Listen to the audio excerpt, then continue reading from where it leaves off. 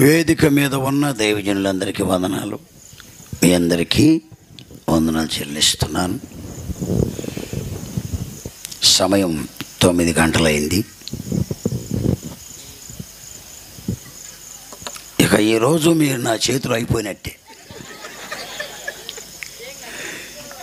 ఎందుకంటే నేను 12 గంటల వరకు మాట్లాడాలనుకుంటున్నా. అట్లాగని నేను ప్రార్థన చేసేటప్పుడు లేచి వెళ్ళబాకండి. కొంతమంది వామ్మో అని జారుకుంటారు. అంతగా ఏం చెయ్యను. 1 గంట సేపు మాట్లాడతాను. ఒకవేళ దేవుడు నడిపిస్తే ఇంకో 10 నిమిషాలు అంతే. గట్టిగా స్తోత్రం చెప్పండి. యేసయ్యకి చప్పట్లు కొట్టండి గట్టిగా. వెరీ గుడ్, చాలా సంతోషం. మనము దేవుని సన్నిధిలో ఉన్నాం. స్వరము దేవుని యొక్క వరం. ఒకళ్ళు పాడుతూ ఉంటే అద్భుతంగా ఉంటుంది. ఈరోజు పాడిన వాళ్ళు పాటలు చాలా శ్రేష్టంగా ఉంది. స్వరం వినబుద్ధి అవుతూ ఉంది. ఎందుకంటే నేను పాటలు పిచ్చోడిని. సినిమా పాటల్లో ఫస్ట్ ప్రైజ్ నాది. నేను హై స్కూల్ చదివేటప్పుడు పాటల పోటీలు పెట్టారు. సినిమా పాట పాడాను. అందరికంటే ఫస్ట్ ప్రైజ్ నాకు ఇచ్చారు. అప్పుడు నాకు ఇచ్చిన ప్రైజ్ ఏంటంటే కింగ్సన్ పెన్. మంచి గ్రేట్ అప్పుడు ఆ పెన్ను. తర్వాత యేసుప్రభు పెందలకాడ దర్శించాడు కాబట్టి ప్రభువులోకి వచ్చాను. లేకపోతే డ్యాన్స్ పార్టీలోకి వెళ్ళేవాడిని. దేవుడు అనాది సంకల్పం గొప్పది. మీరందరూ పాడుతుంటే నేను కూడా పాడాలని ఆశపడుతున్నాను. నేను పాడితే మీరెవరు పారిపోరు కదా. నేనేం పాడను, ఒక చిన్న శ్లోకం పాడతాను.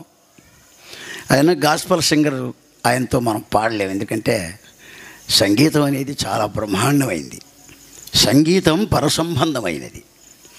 అయితే ప్రధాన దూత అక్కడి నుంచి పడద్రోయబడినప్పుడు కొద్దిగా గిల్లుకొని వచ్చాడు. పరలోకంలో అద్భుతమైన స్వరాలు ఉంటాయి. పాట మనిషి హృదయాన్ని మారుస్తుంది. సంగీతానికి రాళ్ళు కరుగుతాయి అన్నాడు కదా. పరసంబంధమైన సంగీతానికి కఠిన హృదయాలు కరిగిపోతాయి. పాటలో మాటలో దేవుని స్వరములో అద్భుతమైనటువంటి మాధుర్యం ఉన్నది. అందుకని పరమగీతములు అంటాడు, నీ స్వరము మధురము, నీ ముఖము మనోహరం. కొంతమంది స్వరాలు మధురంగా ఉంటాయి, ముఖాలు మాయగా ఉంటాయి. చాలా కష్టం అన్నమాట కదని. ఒక చిన్న శ్లోకం పాడతాను. ఒకే పాట, ఒకే శరణం పాడతా. పాట వాక్యంలోకి వెళ్తాను.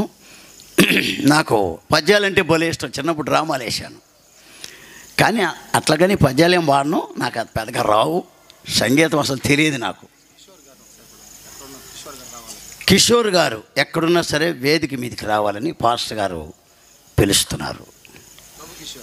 ప్రభు కిషోర్ గారు.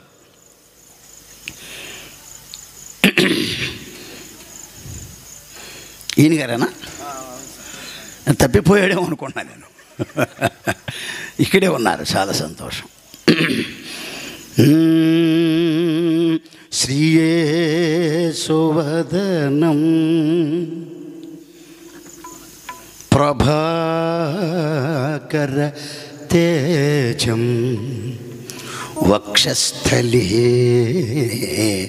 స్వర్ణపథకం జ్వాలాగ్ని నయనద్వయం కరతలే సప్తనక్షత్రం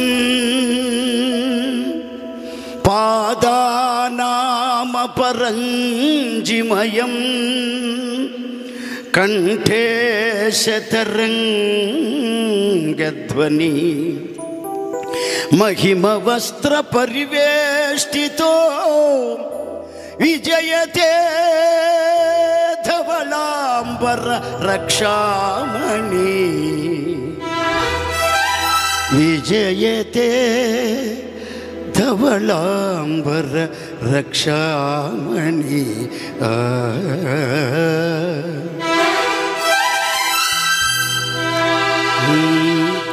ఎంతో సుందరుడమ్మ తాను, నేనెంతో మురిసిపోయాను. ఎంతో సుందరుడమ్మ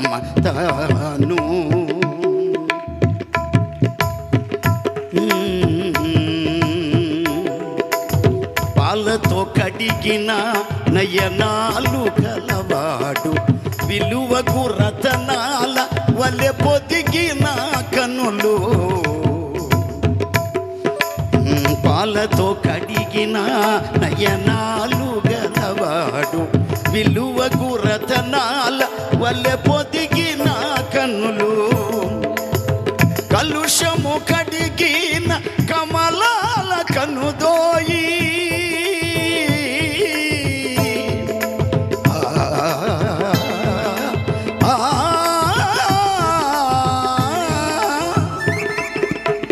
కలుషము కడిగిన కమలాల కనుదోయి విలువైన చూపొసగే వరమేరి తనయుండు విలువైన చూపొసగే వరమేరి తనయుండు ఎంతో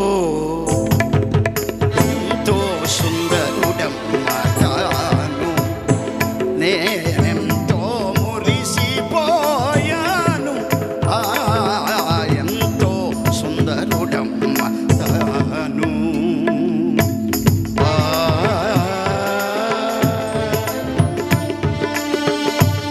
ప్రైజ్ లార్డ్. Thank you. నేను ఏం చెప్తాను అదే చేస్తా. ఒక్కొక్కనే పాడతానని చెప్పా. అందరం పాడితే పాట కచ్చిరైద్ది ఇది. కనుక ఇది సువార్త సభ. సువార్తకు 7 భాగాలు ఉన్నాయి. అందులో సంగీతం ఒక భాగం. సంగీతం లేకుండా పాట పాడలేము. సంగీతం పరసంబంధమైనది. చాలా సంతోషం. పరిశుద్ధ గ్రంథంలో నుండి దేవుని వాక్యమును చదువుకుందాం. ఎవరైనా చదివేవాళ్ళు నాకు వినపడేటట్టు చదవండి. పరమగీతం 2వ అధ్యాయం 3వ వచనం చదువుదాం. వాక్యాన్ని చదవండి దయచేసి.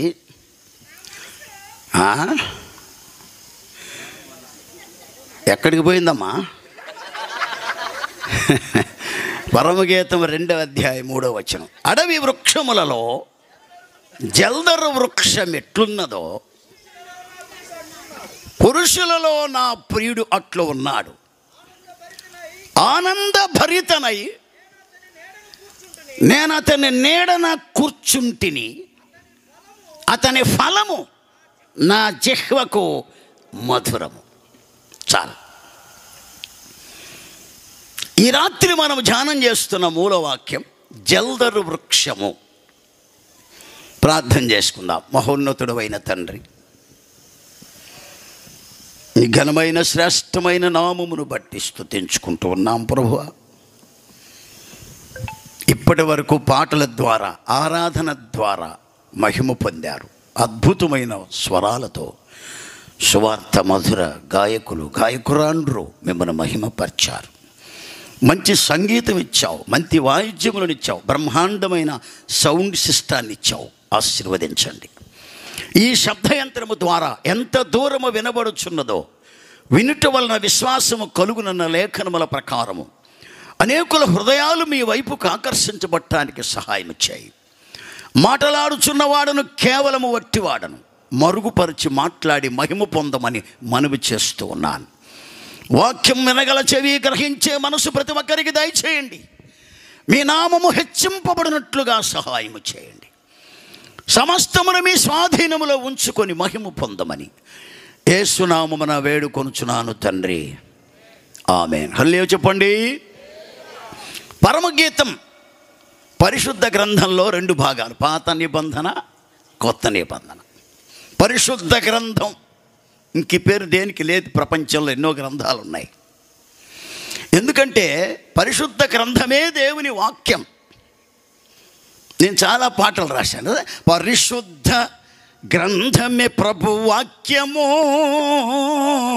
పాటించిన వచ్చు పరమ రాజ్యము. పొడమిలోని పుస్తకంబులన్నీయు పొక్కెటితో రాసినవే సోదర. అన్ని మనుషుల కవిత్వాలు. పరిశుద్ధ గ్రంథం ఒక్కటే దేవుడు తన ఆత్మ చేత 39 మంది వ్యక్తుల చేత వ్రాయించాడు. అందుకే ఇది పరిశుద్ధ గ్రంథం. జీవవాక్కులు కలిగినటువంటి గ్రంథం. అందులో 39 మంది వ్యక్తుల్లో సొలొమోను ఒక మహా గొప్ప వ్యక్తి, దైవ జ్ఞానం కలిగిన వాడు. ఈ పుస్తకం రాసిన వ్యక్తి సొలొమోను. రాజు అయిన సొలొమోను, దావీదు కుమారుడైన సొలొమోను, జ్ఞాని అయిన సొలొమోను, ప్రసంగి అయిన సొలొమోను. అద్భుతమైన జ్ఞానం దేవుడు అతనికి ఇచ్చాడు. అంతటి జ్ఞానం కలిగిన వాడు అప్పట్లో లేడు, అతని దినాల్లో లేడు, తరువాత కూడా లేడని గ్రంథంలో ప్రభువే సాక్ష్యం ఇచ్చాడు. దేవుని తర్వాత మహత్తరమైన జ్ఞాన సంపద కలిగినటువంటి వ్యక్తి సొలొమోను. సొలొమోను జ్ఞాని. దేవుడిచ్చిన జ్ఞానము చేత మహా గొప్ప ధనవంతుడయ్యాడు. అంతటి వ్యక్తికి లేడు. వెండి కానీ, బంగారం కానీ, కట్టడాలు కానీ, కన్స్ట్రక్షన్ కానీ. లెబానోనులో ఒక బ్రహ్మాండమైనటువంటి నగరమును తన కొరకు కట్టించుకున్నాడు. 7 సంవత్సరములు దేవాలయం కట్టాడు. 13 సంవత్సరములు తన నివాసమును కట్టాడు. ఎంత టైం వెచ్చించాడో చూడండి. చుట్టుపక్కల రాజులందరినీ దేవుడు అతను స్వాధీనపరిచాడు. యుద్ధాలు లేవు, పోరాటాలు లేవు, తన్నుకోవటం లేదు, రైటింగులు, ఫైటింగులు, కోర్టులు, కొట్లాట్లేమి లేవు. సొలొమోను అంటే నెమ్మది అని అర్థం. చాలా నెమ్మదిగా పరిపాలించిన వ్యక్తి సొలొమోను. హల్లెలూయా. సౌలు యుద్ధములు చేశాడు, దావీదు యుద్ధములు చేశాడు, బట్ సొలొమోను ఒక్క యుద్ధం కూడా. అందుకనే సొలొమోను అతని మొట్టమొదటి పేరు యెదిద్య, తర్వాత సొలొమోను. జ్ఞానము కలిగి, నెమ్మది అని అర్థం. బీసీ 973 నుండి 933 సంవత్సరాల మధ్య కాలంలో 40 ఏండ్లు ఇశ్రాయేలుని పరిపాలించినటువంటి వ్యక్తి సొలొమోను. యునైటెడ్ కింగ్డమ్ 120 సంవత్సరాలు ఎలక్షన్ రాకుండా, ఎలక్షన్ లేదు, రీఎలక్షన్ లేదు, పోలింగ్ లేదు, ఓటింగ్ లేదు, రిగ్గింగ్ లేదు, బెగ్గింగ్ లేదు. అప్పుడు ఓట్ల ఎలక్షన్ లేవు. సొలొమోను అంతకుముందు సౌలు 40, దావీదు 40, సొలొమోను 40, 120 సంవత్సరాలు. సొలొమోను తరువాత దేవుడిచ్చిన వాగ్దానమును సొలొమోను పోగొట్టుకున్నాడు. తాను చేసినటువంటి అపరాధమును బట్టి రాజ్యము 2 ముక్కలైపోయింది. డివైడ్ అయిపోయారు. అన్నదమ్ములు చీలిపోయారు. యూదులు, ఇశ్రాయేలీయులు. యూదా గోత్రం ఒక్క గోత్రమే. మిగిలిన 10 గోత్రాలు, 11 గోత్రాలు, మిగిలిన 10 గోత్రాలు డివైడ్ అయిపోయినవి. ఒక గోత్రం లేవి గోత్రం సేవ కొరకు దేవుడు ప్రత్యేకించాడు. ఆ ఒక్క గోత్రం కూడా తీసేద్దాం అనుకున్నాడు దేవుడు. కానీ దావీదుకు మాట ఇచ్చాడు గనక ఒక్క గోత్రాన్ని నిలబెట్టాడు. అదే యూదా గోత్రం. అందులో నుంచే సింహం బయటకు వచ్చింది. ఆ సింహమే ప్రభు అయిన యేసుక్రీస్తు. సొలొమోను జ్ఞాని. మంచి యవన కాలంలో ఉన్నప్పుడు పరమగీతం రాశాడు. మధ్య వయసులో ఉన్నప్పుడు సామెతల గ్రంథాన్ని రాశాడు. వృద్ధాప్యంలోకి వచ్చిన తర్వాత ప్రసంగి రాశాడు. 105 కీర్తనలు రాశాడు. 3000 సామెతలు రాశాడు. చాలా బ్రహ్మాండమైనటువంటి గ్రంథాలు రాశాడు. న్యాచురల్ సైన్స్, ఫిజికల్ సైన్స్ రాసింది సొలొమోనే. ఈ రోజున ప్రపంచంలో ఎడ్యుకేషన్ అంతా బైబిల్లో నుంచి వచ్చింది. ప్రపంచంలో జ్ఞానము కలిగిన మేధావులంతా దేవుని వాక్యాన్ని స్టడీ చేశారు. ఎందుకంటే పరిశుద్ధ గ్రంథం దేవుని వాక్కు, మత గ్రంథం కాదు ఇది. మనుషులు అలాగా అతికిచ్చారు పేరు పరిశుద్ధ గ్రంథం. ఈ గ్రంథంలో 8 అధ్యాయాలు ఉన్నాయి. సొలొమోను ఒక అమ్మాయిని ప్రేమించాడు. ప్రేమిస్తే ఆ అమ్మాయి ఒప్పుకోలేదు. ఎందుకని ఒప్పుకోలేదని అడిగితే, నేను ఒక వ్యక్తిని ప్రేమించాను, అతడే నా ప్రియుడు. లవ్ స్టోరీ, ప్రేమ పుస్తకం. పరమగీతాలు 8 అధ్యాయాలు కూడా దేవుని యొక్క ప్రేమను వ్యక్తపరుస్తున్నాయి, సూచిస్తున్నాయి. ప్రేమ అనే 2 అక్షరాల పదానికి చాలా విలువ ఉంది. దానికి చావులేదు. దేవుడు లోకమును ఎంతో, పరమగీతం 1వ అధ్యాయంలో ప్రేమను గురించి స్టార్ట్ చేశాడు, చివరి అధ్యాయంలో ప్రేమను గురించి ముగించాడు. ప్రేమ అనే పలుకులు చాలా శ్రేష్టమైనవి. దేవుని ప్రేమ వేరు, మనుషుల ప్రేమ వేరు. మనుషుల ప్రేమ ప్రేమించి మోసం చేస్తారు, ప్రేమించి ప్రాణం తీస్తారు, ప్రేమించి నష్టపరుస్తారు, ప్రేమించి కీడు చేస్తారు, ప్రేమించి పాడు చేస్తారు, ప్రేమించి హాని చేస్తారు. దేవుని ప్రేమ అలా చేయదు. దేవుని ప్రేమ ప్రాణమిచ్చే ప్రేమ. దేవుని ప్రేమ ఆకాశము కంటే ఎత్తైనది, సముద్రము కంటే లోతైనది. నేను ఒక పాట రాశాను. ఆకాశము కంటే ఎత్తులే ఇలా చంద్రము కంటే లోతులే, ఆకాశము కంటే ఎత్తులే ఇలా చంద్రము కంటే లోతు ఆ ప్రేమకు పోటీ లేదులే, ఇలలోన సాటియు లేదులే, ఆ ప్రేమకు పోటీ లేదులే, ఇలలోన సాటియు లేదులే, యేసుని ప్రేమే నా జీవితాధారం. హల్లెలూయా. జ్ఞాని అయిన సొలొమోను రాసిన 8 అధ్యాయాల పుస్తకం ప్రేమ పాట అంట. కావ్య గ్రంథములో చేర్చబడింది, పద్య రూపములో రాయబడిన గ్రంథం ఇది. ఇందులో ప్రియుడు అనే మాట ఉన్నది. ప్రియుడు అంటే యేసుక్రీస్తు వారికి సాదృశ్యం. రెండవది ప్రియురాలు అనే మాట ఉంది. ప్రియురాలు అంటే సంఘమునకు గుర్తు. మూడవది యెరూషలేము కుమార్తెలు అనే మాట ఉంది. యెరూషలేము కుమార్తెలు అంటే నామకార్థ క్రైస్తవులకు గుర్తు. ఒక్కసారి సియోను కుమార్తెలను రాయబడింది, ఆత్మ సంబంధులకు సాదృశ్యం.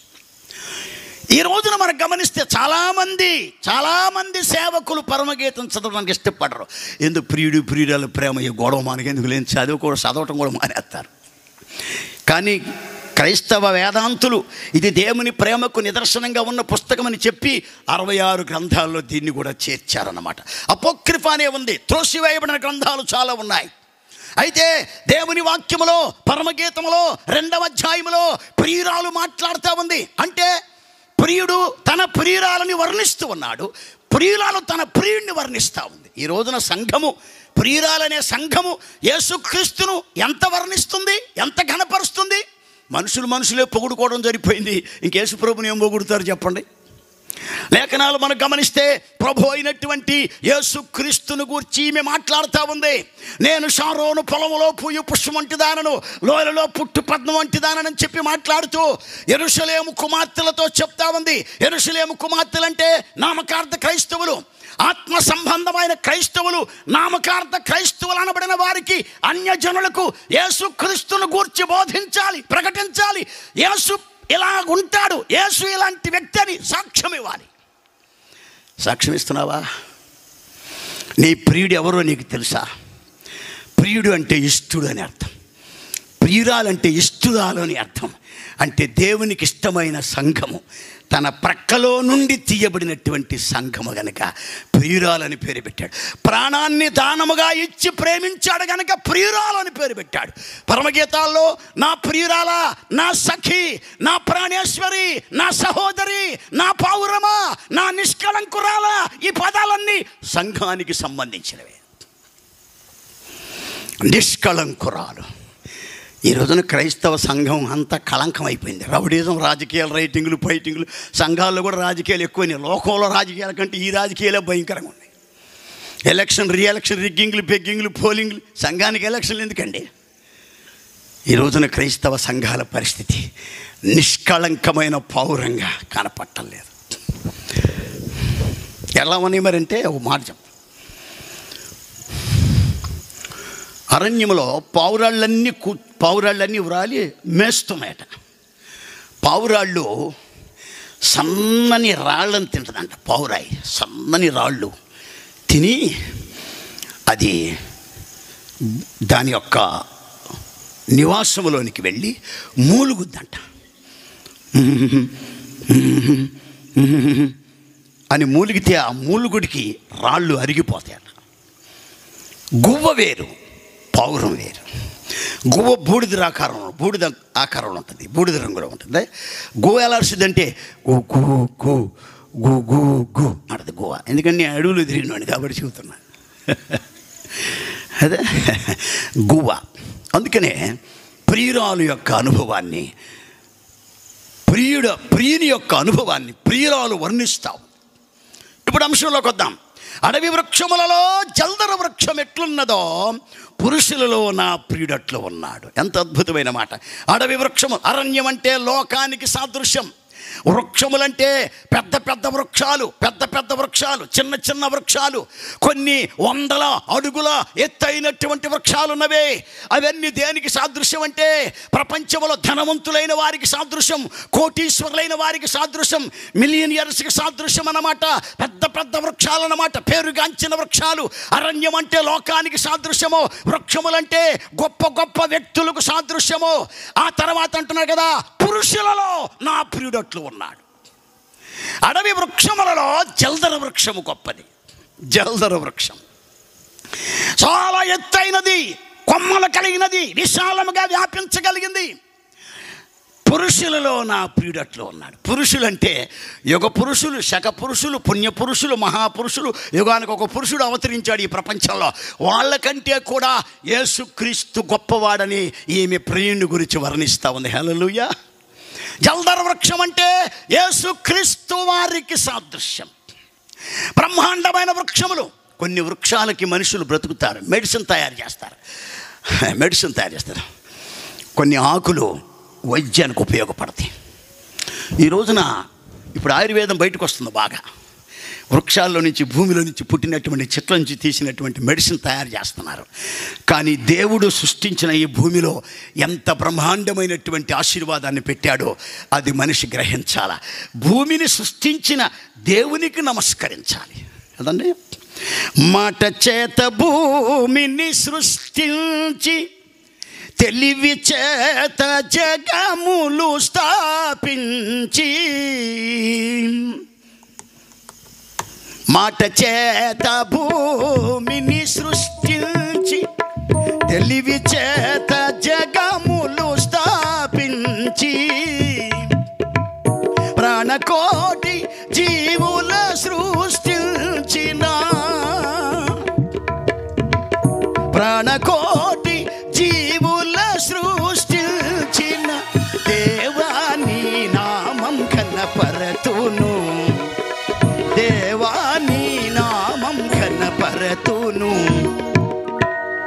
నీ సాటి ఎవ్వరు యేసువా, నీ సాటి ఎవ్వరు యేసువా. నీవే మహాత్యం గలవాడవు, నీవే మహాత్యం గలవాడవు. నీ నామము నే కీర్తింతును, నీ సాటి ఎవ్వరు యేసువా. యెరూషలేము కుమార్తెలారా, యేసంటే ఎవరు ఎరగనటువంటి వ్యక్తులారా, అడవి వృక్షములలో జల్దర వృక్షం ఎట్లున్నదో పురుషులలో నా ప్రియుడు అట్లు ఉన్నాడు. జల్దర వృక్షం లేదానికి ఇంగ్లీష్లో యాపిల్ ట్రీ అని రాశాడు. Apple tree. ఎందుకంటే వేదాంతులు చాలా ఆలోచించారు దీనికి ఎట్లా ట్రాన్స్లేషన్. ఆదిమ హెబ్రీ భాషలో నుండి, గ్రీకులో నుండి, లాటిన్లో నుండి, ఇంగ్లీష్లో నుండి తెలుగులోకి వచ్చేటప్పటికి యాపిల్ ట్రీ అని రాశారు. ఎందుకంటే మార్కెట్లోకి వెళ్తే, పళ్ళ మార్కెట్లోకి వెళ్తే బండ్ల మీద అన్ని పండ్లు పెట్టి అమ్ముతూ ఉంటారు. యాపిల్ పండుకున్న ఆకర్షణ, అందం, సౌందర్యం మరి ఏ పండుకి లేదు. మనిషి చూడగానే అక్కడికే వెళ్ళిపోతాడు. Apple tree. కెన్నెత్ ఈ హెగ్గిన్ ఆమె ఒక అమెరికా ఒక దైవజనుడు ద డిసిట్ ఆఫ్ లూసిఫర్ అని ఒక బుక్ రాశాడు. Deceit of Lucifer.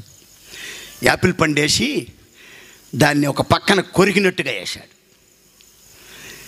దేవుని వాక్యం గమనిస్తే జల్దర వృక్షము, జల్దర వృక్షము యేసుక్రీస్తు వారికి సాదృశ్యం.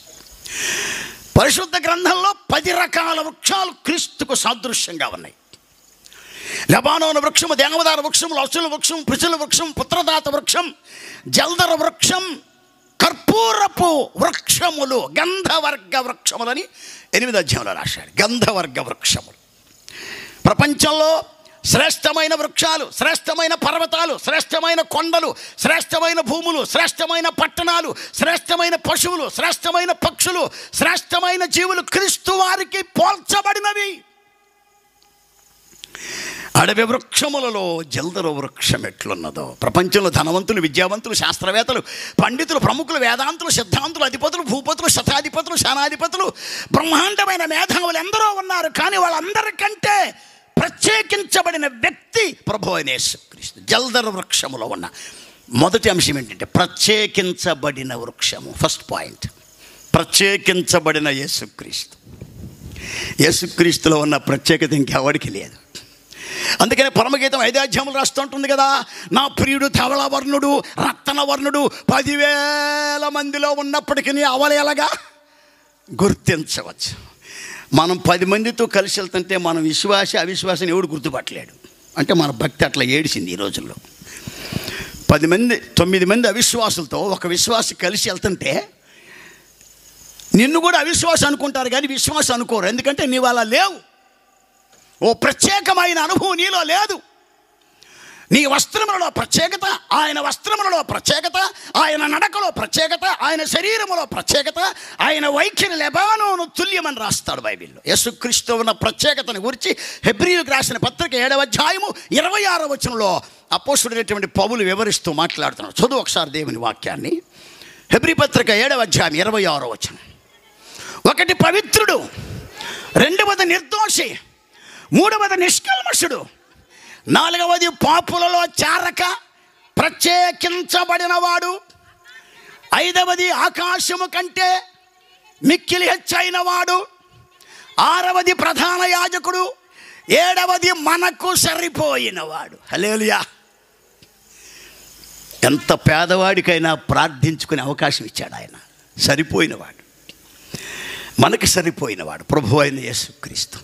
అక్కడ 7 మాటల్లో ఒక మాట ఏంటంటే ప్రత్యేకించబడినవాడు. పాపులలో చారక యేసు ప్రభు ప్రత్యేకంగా ఉన్నవాడు. 10,000 మందిలో గుర్తింపగలం. ఒక నిదర్శన చెప్తాను మీకు. యేసు సేవ చేస్తున్న దినాలలో ఆయన వెళుతూ ఉంటే జనసమూహాలు 1000 మంది వెంబడించారు ఆయన్ని. అయితే ఒక రక్తస్రావ రోగి యేసు ప్రభు వస్త్రపు చెంగును ముట్టుకోవాలని ప్రయత్నం చేసింది. అంతకుముందు యేసు ప్రభుని ఎప్పుడు ఆమె చూడలేదు. ఎందుకంటే యూదులకు అందరికీ గడ్డాలు ఉంటాయి, అందరికీ జుంపాలు ఉంటాయి, అందరూ అంగీలు వేసుకుంటారు. పేతురుకి అంగి ఉంది, యోహానుకి అంగి ఉంది, 12 మందికి అంగీలు ఉన్నాయి. యేసు ప్రభు వారికి కూడా అంగి ఉంది. ఇందులో యేసు ప్రభు ఎవరో పేతురు ఎవరో తెలియదు, ఆయన్ని పర్టికులర్గా చూస్తే తప్ప. కానీ ఆమె వెళ్ళి యేసు వస్త్రపు చెంగును ముట్టుకుంది. హల్లెలూయా. ఆయనే యేసు ఆమెకు అట్ట తెలుసు అంటే ఈ 1000 మందిలో గుర్తింపు కలిగిన వాడు, ప్రత్యేకించబడిన వాడు ప్రభు అయినటువంటి యేసుక్రీస్తు కదండి. పాపులకై దిగి వచ్చెనట, రోగులకే వైద్యుడని, పాపుల పంక్తిని కూర్చొని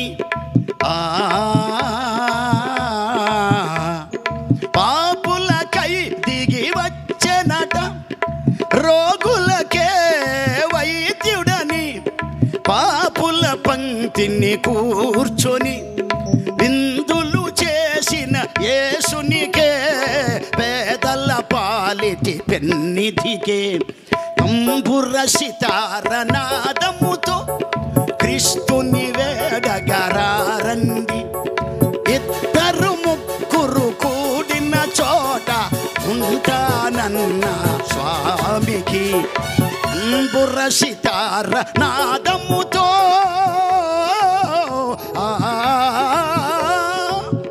హల్లెలూయా. ప్రత్యేకించబడి జల్దర వృక్షం. చెట్లలో కలవదా చెట్టు? ఆకులు వేరు, కాండం వేరు, సైజు వేరు, సౌందర్యం వేరు, కాయలు వేరు. యాపిల్ పండుతో సమానమైన పండు మరొకటి ఏది లేదు. దాడిమ వృక్షము, దాడిమ వృక్ష ఫలం, దాడిమ ఫలము. దాడిమ ఫలం అంటే అర్థం ఏంటంటే దానిమ్మకాయ. దానిమ్మ పండ్ల ఆకారం సొలొమోను దేవాలయంలో బంగారంతో చేయించాడు. దానిమ్మకాయలు బైబిల్లో రాశాడు. దాడిమ వృక్షము పరమగీతలు అవన్నీ రాశాడు. ఈ రోజున మనం గమనిస్తే జల్దర వృక్షం యేసుక్రీస్తు వారికి ప్రత్యేకించబడిన వాడు యేసుక్రీస్తు. పాపులలో కలవక. ఒక విషయం గమనించాలి, ఆయన పాపిని ప్రేమించాడు, పాపాన్ని ద్వేషించాడు. ఆయన పాపులతో కలిసి తిరిగాడు కానీ పాపముతో కలవలేదు. ఆయన ప్రత్యేకించబడినవాడు. దేవుని వాక్యం ఈ రాత్రి గమనించాలి. యేసుక్రీస్తు జల్దరు వృక్షము, ప్రత్యేకించబడినటువంటి వ్యక్తి 2000 సంవత్సరాల క్రితం ఈ లోకంలోకి వచ్చాడు ఆయన. పరమగీతం 8వ అధ్యాయం 5వ వచనం చదువుదాం త్వరగా. అచ్చట నీ తల్లికి నీ వలన ప్రసవ వేదన కలిగెను, నిన్ను కనిన తల్లి ఇచ్చటనే ప్రసవ వేదన. ఏంటి దీని అర్థం? జల్దర వృక్షము క్రింద నేను లేపి తిని. అడవి వృక్షములలో జల్దరు వృక్షమేట్లున్నదో,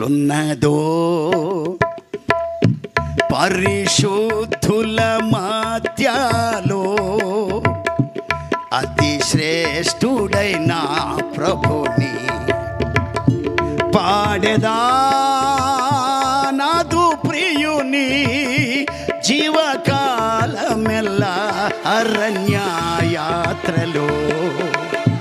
కృతజ్ఞతతో సాగెదను. తన ప్రియుని మీద ఆనుకొని అరణ్య మార్గమన వచ్చున్నది ఎవతే. అంతవరకు బాగానే ఉంది. బట్ అక్కడ రాస్తాడు, జల్దర వృక్షము క్రింద నేను నిన్ను లేపితిని. లేపేది ఎవరిని చెప్పండి? కరెక్ట్ పాయింట్ చెప్పండి నాకు. పిల్లవాడు నడుస్తున్నాడు, రాయి తట్టుకొని ఏమవుతాడు? ఇప్పుడు చెప్పండి, లేపేది ఎవరిని? అది పాయింట్. ఆదాము అవ్వలు ఏదేను తోటలో పడిపోయారు. జల్దర వృక్షము జీ అక్షర సంబోధమును చూస్తే జల్దర వృక్షము, జీవవృక్షము, జీవవాక్యము, జీవాహారము, జీవవాక్కు, జీవజలము నది, అక్షరాలు క్రీస్తుకు సంబోధించబడినటువంటి పదాలు ఇవన్నీ కూడా. అయితే జల్దర వృక్షము, జీవవృక్షము రెండు ఒకటే. జీవవృక్షం అనే మాట ఆది కాండంలో, ప్రకటన గ్రంథంలో ఎక్కడ లేదు. ఇక జల్దర వృక్షం అనే మాట పరమగీతాల్లో మాత్రమే ఉంది. జల్దర వృక్షము, జీవవృక్షము రెండు ఒకటే. జీవవృక్షం పక్కనే పడిపోయారు వీళ్ళిద్దరు. జల్దర వృక్షము ఏదైనా తోటలో జీవవృక్షము కనపడతా ఉంది.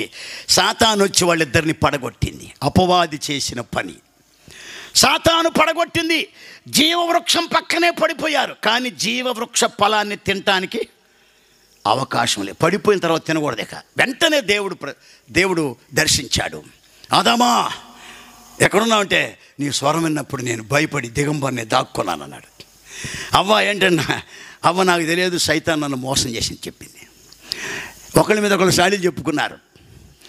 దోషకారి సర్పము నన్ను మోసం చేసింది అదండి. దోషకారి సర్పము నన్ను మోసగించెను దేవా, దోషకారి సర్పము నన్ను మోసగించెను. వేషభాషలాడి రుచులు చూపించెను, నన్ను లాలించెను. వాసిగనే మోసపోతి, దోషురాలనైతి నాకు త్రోవ చూపవే. బ్రోవవా నన్నిల బ్రోవవా, మన్నన చేయవా. ఆదామా ఓ ఆదామా, నా ప్రేమ నందమా, చక్కని కుమార నీవెక్కడున్నావు. పడిపోయాడు. పక్కలు ఇరిగిపోయింది, నడుము ఇరిగిపోయింది, మనసు విరిగిపోయింది, మనస్సు చెడిపోయింది. మూడు యాక్సిడెంట్లు అయినాయి ఏదైనా తోటలో. ఒకటి, మనస్సు చెరిపివేశాడు. రెండవది, సరళత నుంచి తప్పించాడు. మూడవది, పవిత్రతని పోగొట్టాడు. ఈ మూడు అపోస్తలుడు పౌలు వ్రాస్తున్నాడు. కొరింథీయులకు రాసిన మొదటి పత్రిక 11వ అధ్యాయంలో వ్రాస్తంటాడు, కొంచెం అవివేకముగా మాట్లాడని మీరు సహించాలి. సర్పము తన కుయుక్తి చేత హవను మోసపరచెను. లేఖనాలు మనం గమనించినట్లయితే 3 దెబ్బలు తగిలినవి, పడిపోయారు. ఏదేను తోటలో మనిషి పడిపోయాడు. ఇప్పుడు జల్దర వృక్షం ఏమైంది? జీవవృక్షం ఏమైందంటే జల్దర వృక్షంగా మారి 4000 సంవత్సరాల క్రితం పడిపోయిన మానవాడిని లేవనెత్తుటకు వచ్చాడు యేసయ్య. యేసు ప్రభు మతాన్ని స్థాపించడం రాలేదండి. మతానికి యేసయ్యకి సంబంధం లేదు. యేసుక్రీస్తు మతకర్తని సోషల్ స్టడీలు పుస్తకాలు ప్రింట్ చేశారు. ప్రభువు చెప్పాడు ప్రింట్ చేయమని. మరి ఎందుకు చెప్పారు? మతం వేరు, మార్గము వేరు. యేసుక్రీస్తు మార్గం. యోహాను సువార్త 14:6 స్పష్టంగా చెప్పాడు, నేనే మార్గమును, సత్యమును, జీవమును. మతాలు వేరు, మతకర్తలు వేరు, మత గ్రంథాలు వేరు ఉన్నాయి అవి. కానీ యేసుక్రీస్తుకు మతానికి సంబంధం లేదు. యేసుక్రీస్తు మార్గమై ఉన్న దేవుడు, సత్యమై ఉన్న దేవుడు, జీవమై ఉన్న దేవుడు. అందుకని ఆయన జల్దర వృక్షము క్రింద నేను నిన్ను లేపితిని. ప్రియుని మీద ఆనుకున్నంతకాలం బాగానే ఉన్నారు ఏదైనా తోటలో. ఎప్పుడైతే పడిపోయారో ఇప్పుడు వాళ్ళకి ఇబ్బంది అయిపోయింది. ఇక్కడ రాస్తున్నాడు 4000 సంవత్సరాల నాడు జరిగినటువంటి సంఘటన సొలొమోను జ్ఞాని ఆత్మచేత తన గ్రంథములో రాస్తున్నాడు. అక్కడ నేను నిన్ను లేపితిని, అక్కడ నీ తల్లికి నీ వలన ప్రసవ వేదన కలిగాను. దాని అర్థం ఏంటి తెలుసా? నిన్ను కన్న తల్లి అక్కడే ప్రసవ వేదన పడింది. దీని అర్థం ఏంటంటే 4000 సంవత్సరాల క్రితం యేసుక్రీస్తు మనుషులను లేవనెత్తడానికి వచ్చాడు, మనుషులను రక్షించడానికి వచ్చాడు. కానీ ఆనాటి యూదులు, ఇశ్రాయేలీలు యేసును పట్టుకొని అవమానపరిచారు, హేళి చేశారు, కేళన చేశారు, అవమానపరిచారు. యేసుక్రీస్తును నేరస్థాపన మోపారు, అన్యాయపు తీర్పు తీర్చారు, సిలువకు వేసి కొట్టారు. భయంకరమైన వేదనను, ప్రసవ వేదన అంటే సిలువ వేదనకు, సిలువ మరణానికి సాదృశ్యం కదండి. వీపు మీద సిలువ మోపి వీధులన్నీ త్రిప్పుచు, కొరడాలతో కొట్టుచు, గేలి చేసి తిట్టుచు. వీపు మీద సిలువ మోపి వీధులన్నీ త్రిప్పుచు, కొరడాలతో కొట్టుచు, గేలి చేసి తిట్టుచు. పలు బాధల హింసలలో పడద్రోసిన లోకమా, పలు బాధల హింసలలో పడద్రోసిన లోకమా, కషాయి లోకమా, కషాయి లోకమా, కషాయి లోకమా, కరుణ లేని లోకమా, కషాయి లోకమా, కషాయి లోకమా. యేసును సిలువకు కొట్టారు. అందుకని నిన్ను కనిన తల్లి అక్కడ ప్రసవ వేదన పడెను. నీకోసమే ప్రసవ వేదన పడ్డ సబ్జెక్ట్, ఆ అంశాన్ని జల్దర వృక్షానికి పోల్చి సొలొమోను వివరించి రాశాడు. యేసుక్రీస్తు శ్రమ పొందింది ఎవరి కోసం అంటే మన కోసమే. ప్రసవ వేదన అనుభవించాడు. ఒక బిడ్డను కనడానికి ఒకనాటి ప్రసవ వేదన సరిపోతుందా? ప్రపంచంలో 7 ఖండాలు ఉన్న కోట్ల లక్షల లక్షల కోట్ల మంది ప్రజల పాపాన్ని పరిహరించడానికి ప్రసవ వేదన అనుభవించాడు. ఆయన శరీరంలో నుండి ఆఖరి బొట్టు వరకు రక్తము కార్చేశాడు. అయిపోయింది. కొద్దిగా మిగిలింది ఈ పక్కలో. యేసు ప్రభు శిలువ మరణాన్ని గురించి ఆలోచిస్తున్నప్పుడు హిస్టారికల్గా ఒక గ్రేట్ న్యూస్ ఏంటంటే, అక్కడ ఎంతోమంది సిలువ వేయబడ్డారు, కానీ అందరూ చంపబడి చనిపోయారు. బట్ యేసుక్రీస్తు చంపబడకుండా చనిపోయాడు. 3 గంటలకు చనిపోవటం ఒక విచిత్రం అన్నమాట. ఎందుకంటే అక్కడ సిలువ వేయబడ్డ బందిపోడు అంత భయంకరమైన దొంగలను అక్కడ సిలువ వేస్తారా, అది లాస్ట్ అండ్ ఫైనల్ పనిష్మెంట్, చివరి శిక్ష అన్నమాట అది. కానీ యేసు ప్రభు తన ప్రాణము పెట్టుటకు నాకు అధిక పిలాతో చెప్పాడు, నా ప్రాణం పెట్టగలను, తిరిగి తీసుకోగలను. అలాగనే ప్రాణం పెట్టాడు, తండ్రికి అప్పగించాడు. 3వ దినమున పునరుద్ధానుడై తిరిగి లేచాడు. హల్లెలూయా. ప్రపంచ చరిత్రలో మరణాన్ని గెలిచి తిరిగి లేచిన వ్యక్తి యేసు ప్రభు ఒక్కడే. సమాధిలో ఉండి మాట్లాడుతున్నటం తప్పది. సమాధిలో ఉండేది దెయ్యాలు. యేసుక్రీస్తు పునరుద్ధానుడై తిరిగి లేచాడు, విజయము సాధించాడు, మరణమును ఓడించాడు. అదండి, విజయము సాధించినట్టి వీరుడు ఘన సీజరు, భుజ బలమున్న గెలిచనని ధీరుడలెగ్జాండరు, ధ్వజములెత్తి పోరు సల్పిరి, జై జై ధ్వజములెత్తి పోరు సల్పిరి, నిజమిప్పుడు వారు మన్నే కదయ్యా. అవనిలో అన్నిటికి మిన్న ఆత్మయే ఉన్నతము, దాని ఆపుకొనక చాలడే. రూపి అయిన జగతిలో అరుణి తిరిగి మంటికి మార్చి, ఆత్మకు దైవ సన్నిధి కూర్చి.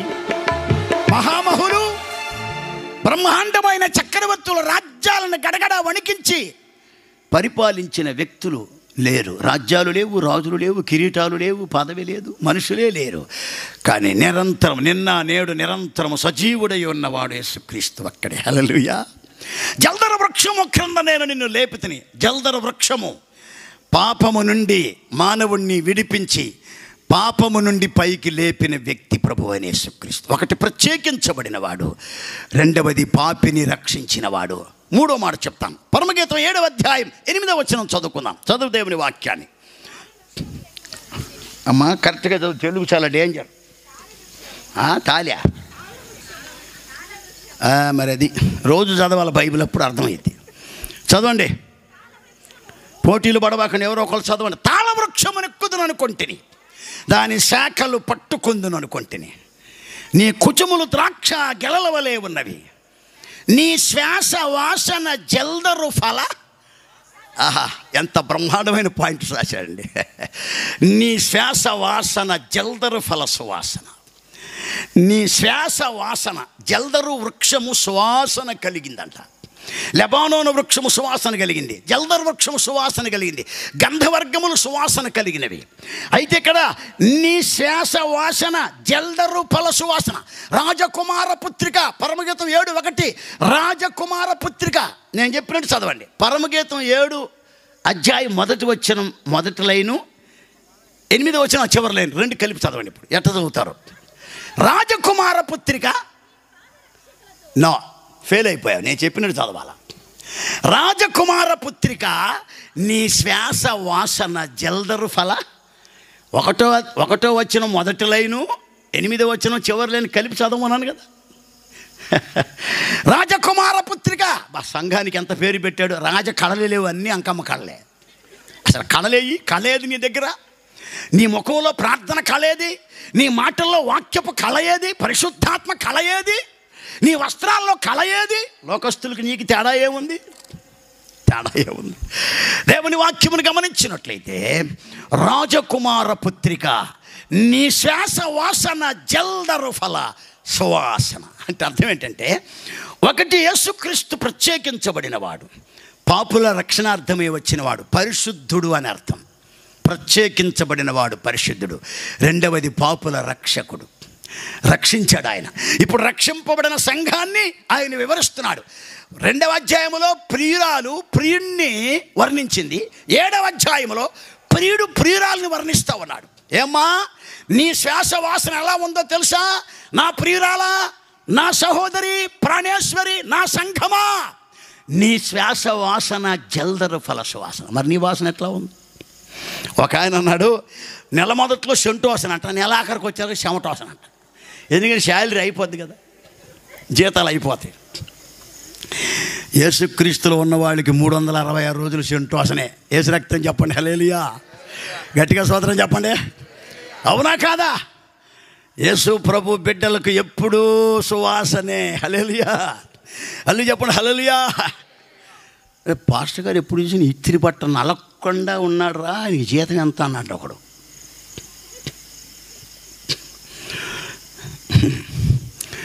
ముప్పై 38 సంవత్సరాల క్రితం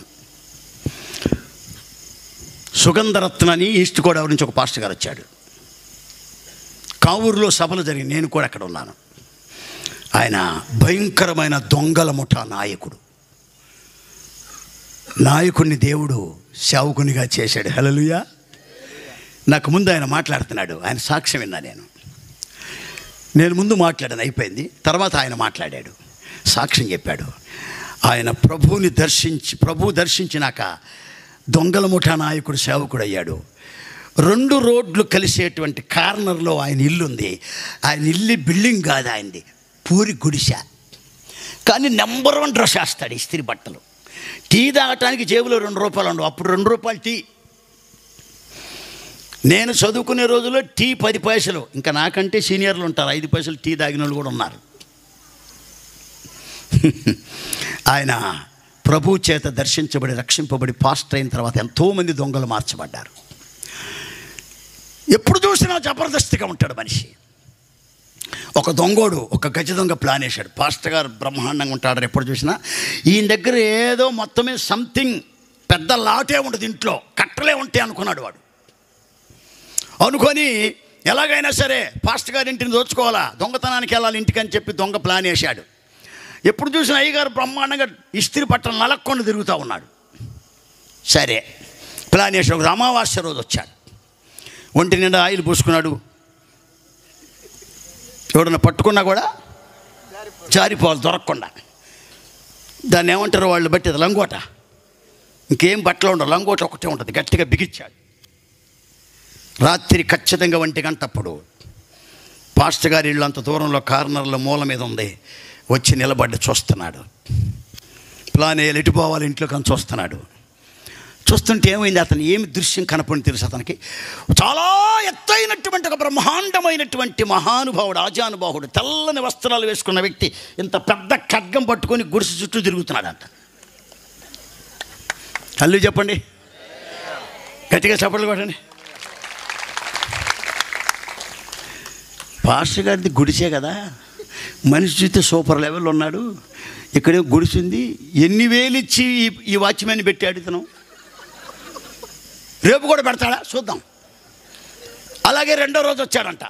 2వ రోజు కూడా అలాగే ఒక పెద్ద దేవుని సేవకుడు సేన తిరుగుతూ ఉందంట ఖడ్గం తీసుకొని.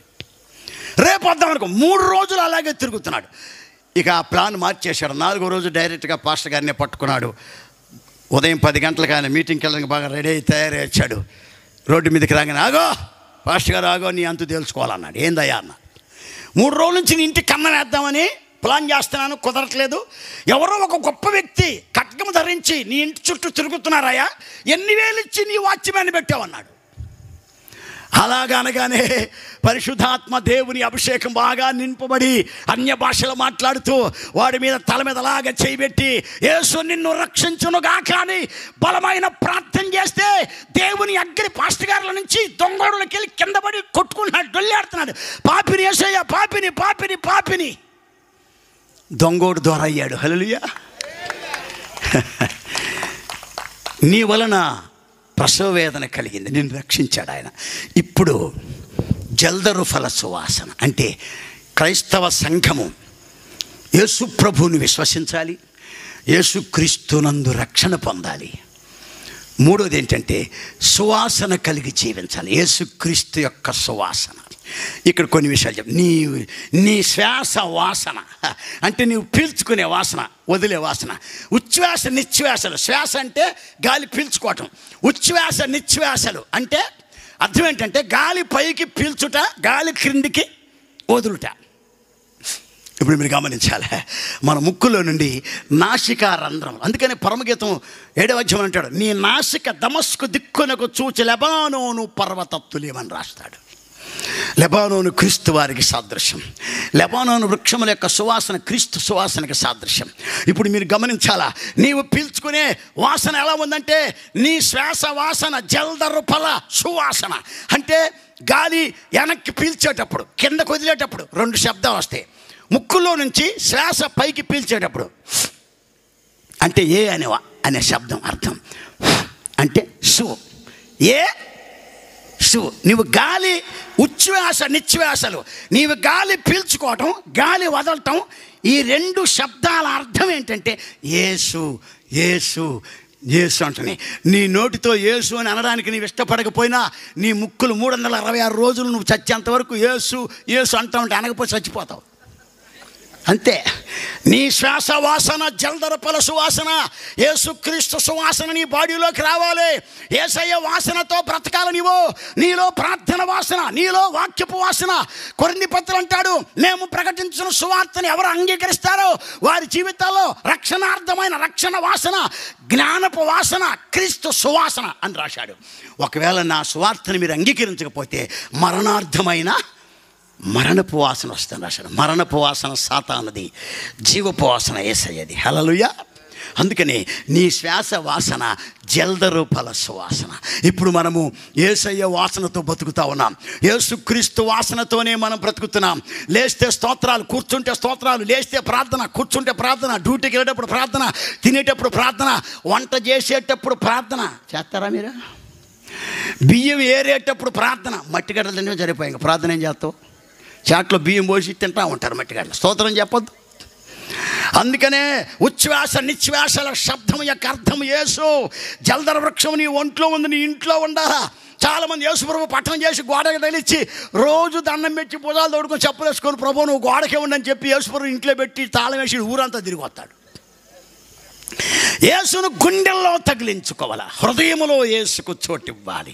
దేవునికి స్తోత్రం చెప్పండి, హల్లెలూయా. కనుక ఈ రాత్రి కాలంలో నీ శ్వాస వాసన జల్దరు ఫల సువాసన. జల్దరు వృక్షములో సువాసన ఉంది, యేసయ్యలో సువాసన ఉన్నది. ఈ వాసనే ప్రపంచమంతటా వ్యాపించింది. అబద్ధం ఆడినా కూడా వాసన మనం ఆపలేం కదా. ఒకరోజు ఆడబిడ్డ కూర కింద తీసుకొని వదిన కాడికి వచ్చిందంట. వదిన ఏం కూర ఉండేవే కదా, కూర అన్నదంట. అభ్యస్వామి తోడమ్మా పచ్చడే తప్ప కూరలు ఎందుకు వదిన అబద్ధం ఆడతావు, నువ్వు తాలింపెత్తి మా ఇంట్లోకి వచ్చింది వాసన. తాలింపెత్తి వాసన రాకుండా ఉంటుందండి. నువ్వు కూర వండలేదంటే అబద్ధం ఒప్పుకుంటుంది ఆడబిడ్డ. జాగ్రత్త, వాసన రావాలా. యేసయ్య వాసన ఉండాలి. పాటలో, మాటలో, చూపులో, ప్రవర్తనలో, ఆలోచనలో, తలంపుల్లో జల్దర ఫల సువాసన. అందండి, నీ జల్దర వృక్షపు నీడలలో నేనానంద భరితుడనైతిని, బల్లు రాకసి వృక్షపు గాయములు ప్రేమహస్తములతో తాకు ప్రభు. నీ జల్దరు వృక్షపు నీడలలో నేనానంద భరితుడనైతిని. హల్లెలూయా. జల్దరు ఫల వృక్షముల సువాసన, నీ శ్వాస వాసన జల్దర ఫల సువాసన. ఇంతకుముందు సారాయి వాసన, సుట్ట వాసన, బీడీల వాసన, సిగరెట్ల వాసన, పాన్ పరాక వాసన, క్రేన్ గుట్టక వాసన. గుట్టకాలు తిని తిని పెందలకాడు జటకాలు ఎక్కుతున్నారు. బా ఒకడైతే నవ్వులతో బుగ్గన పెట్టుకొని బొక్కబడి కండ మొత్తం పోయినా కూడా నవ్వుతూ ఉంటాడు. చివరి క్యాన్సర్ వచ్చి హాస్పిటల్ చేరితే అయ్యా నా కోసం ప్రార్థన, ఇంకేం ప్రార్థన చేసినా ఏనాడు దేవుడే. సారాయి తాగి తాగి తాగి ఒంట్లో రక్తం అంతా సారాయి అయిపోతున్నా కానీ సిగ్గులేదు వీళ్ళకి. అందుకని సిగ్గుమాలని జనులు అంటాడు హగ్గైలో. సారాయితో మనుషులంతా ఎప్పుడు చూసినా సారాయి వాసనే, ఎప్పుడు చూసినా సారాయి వాసన వస్తుంది. కానీ కొంతమంది సెంటోసన వచ్చింది, కొంతమంది చెమట, ఒక్కొక్కటి దగ్గర సారాయి వాసన వచ్చింది, ఒక్కొక్కడు సుట్ట వాసన, సుట్ట భయంకరమైన. నేను ఒకరోజు బస్సు దిగి బస్ స్టాండ్ నుంచి ఇంటికి వస్తున్నా. ఒకడు ఎదురయ్యాడు. నాకు ఎదురయ్యాడు. ఏం చేస్తాడంటే సుట్ట గుంజుతూ ఉన్నాడు నోట్లో పెట్టుకొని. నన్ను చూడంగానే సుట్ట ఎడం చేతిలో తీసుకొని చెయ్యి వెనక పెట్టుకొని నమస్తే అయ్యా అన్నాడు. పర్లేదు ఓ రకంగా మర్యాద ఇచ్చాడు అనుకున్నా. సుట్ట వెనక్కి పోయింది. నెక్స్ట్ వీక్ మళ్ళీ బస్సు దిగి అట్లాగే ఇంటికి వస్తున్నా. ఒకడు ఎదురయ్యాడు. సిగరెట్ 2 చేతుల మధ్య పెట్టి గుంజుతున్నాడు అని. అట్లా గుంజుతున్నప్పుడు నేను ఎదురయ్యా. నమస్తే సార్ అన్నాడు సిగరెట్తోనే. బా ఏం క్రైస్తవులా, ఏం భక్తిరా నీ భక్తి పాడు. వందనాలు పాస్టర్ గారు అన్నాడు. సువాసన ఏది మన దగ్గర? సువాసన ఏది? ఎప్పుడు చూసినా సారాయి వాసనే. ఇల్లు పోయింది, ఒళ్ళు పోయింది, పొలం పోయింది, బిల్డింగ్ పోయింది, ఉద్యోగం కూడా పోయింది. ఉద్యోగంలో వచ్చే డబ్బులన్నీ సారాయి కొట్టుకుపోతాయి. ఎప్పుడు చితుకుతుంది నీ బ్రతుకు? ఎప్పుడు మారతావు నువ్వు? సువాసన ఏది? జల్దర వృక్షం యొక్క వాసన ఏది? మతం వాసన, కులం వాసన, డబ్బు వాసన, భయంకరమైన పాపపు వాసన, లంచాల వాసన, సారాయి వాసన. భయంకరంగా రేగిపోతున్నావు, నశించిపోతున్నావు, నరకానికి వెళ్తున్నావు. జల్దర వృక్షం నీ కోసమే భూలోకంలో జన్మించాడు. నీ వాసన ఎలా ఉంది ఒకసారి కనుక్కో. భయంకరమైన వాసన. అమ్మో దీనికి దండము, ఇది తాగితేనే యమ గండమో. అమ్మో దీనికి దండము, కూలోడి కడుపుకు కన్నాము వేసిన, కూలోడి కడుపుకు కన్నాము వేసిన సర్కారు సారాకు సలాము కొట్టాలి కదా. తాతయ్య తాగుడు పిచ్చి, అయ్యకు అలవాటు వచ్చి, కొడుకులకేమో మెచ్చి, మన వల్ల మనసులో వచ్చి 4 బ్యాచ్లు అయిపోయి వారసత్వం అయిపోయే మందుకు బానిసలైపోయినారు. అందరూ కలిశారు, అంగట్లో చేరారు, సారపేప ముందు సత్కెళ్ళ పడ్డారు. కిస్మిస్ పండక్కి మందు, జనవరి పండక్కి మందు, మట్టలాది వారానికి మందు, మంచి శుక్రవారానికి మందు కదా. తాళి కట్టిన నాడు మందు, తాళి తెంచిన నాడు మందు. సరదాగా మొదలయ్యి విషయం అయిపోయింది, నరాలు కొన్నింది, నరకానికి కంపింది. కడుపులో పేగుళ్ళు కుళ్ళి, లివరేమో గుండెమో లీకైపోయే, ఊపిరితిత్తులు ఉబ్బి గుండెమో ఎండిపోయే, కళ్ళల్లో కాంతులు ఆరి కాలము తీరిన నాడు మున్సిపాలిటీ వాళ్ళు ముక్కు మూసుకొని కాళ్ళు పట్టుకొని కాటికి ఏడ్చారు. అమ్మో దీనికి దండము, ఇది తాగితేనే యమగండము, అమ్మో దీనికి దండము. ఏం వాసన వస్తుంది? కత్తి ఆలోచన చెయ్యి. నీ శ్వాస వాసన జల్దరు ఫల సువాసన. పరమగీతం 2వ అధ్యాయము 3వ వచనం మళ్ళీ చదవండి. అడవి వృక్షములలో జల్దరు వృక్షం ఎట్లున్నదో, పురుషులు నా ప్రియుడట్లు ఉన్నాడు. ఆనందభరితని అతని నీడన కూర్చుందును, అతని ఫలము నా జిహ్వకు మధురము. కంటిన్యూ చేయండి. 5వ వచనం, 4వ వచనం.